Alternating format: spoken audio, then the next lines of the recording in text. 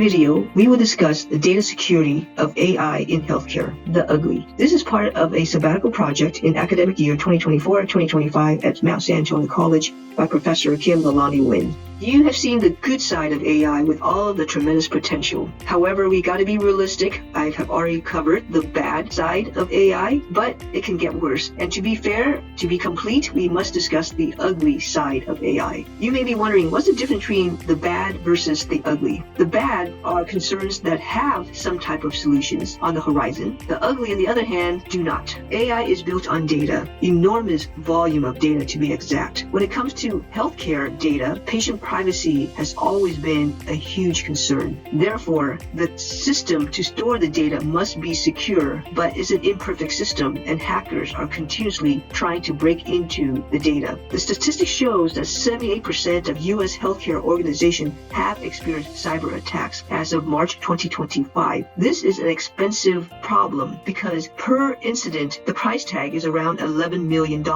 This is not just here in the U.S., but it's an international problem, and hackers are continuously trying to outsmart the system while data security team are working fiercely to prevent the hackers from breaking in. The image on this slide is taken from a business publication by the Verizon company, specifically looking at breaches in data systems. So on the left-hand side is 2024 publication, 2025 is on the right-hand side. Now, they list for you the 5 top reasons for breaches. The top reason, system intrusion. Second would be miscellaneous errors. Third, social engineering. Fourth, basic web application attacks. And 5, privilege misuse. If you look at the top, in 2024, 36% of the breach was due to system intrusion, and that number increased to 53% in 2025 publications. Luckily, second and third reasons for breaches have decreased in 2025 publications. So the biggest player is system intrusion. The central spine is the dotted line comparing the 2 years of information. Throughout its spine, you can find encoded the incident classification patterns that were most prevalent in breaches in our incident data set, with the previous year's data oriented to the left of the center and the current year's data to the right. Third-party involvement in breaches was an ever-present subject in incident throughout this past year. Third parties not only act as custodians to customers' data, but they also underpin critical parts of organizations' operation. So in a nutshell, the reason why there is such a huge increase in system intrusion, there's a problem with data breaches because third parties were not securing the data adequately. To explain further, let's say hospital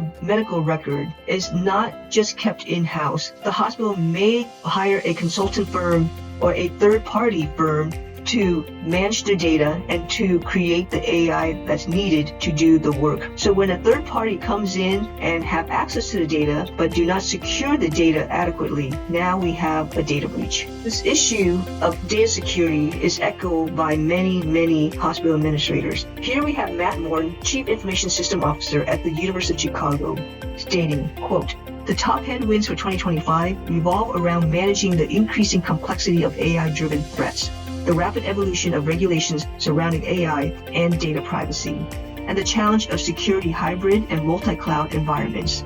The integration of generative AI into operations and its potential misuse will require robust monitoring and governance."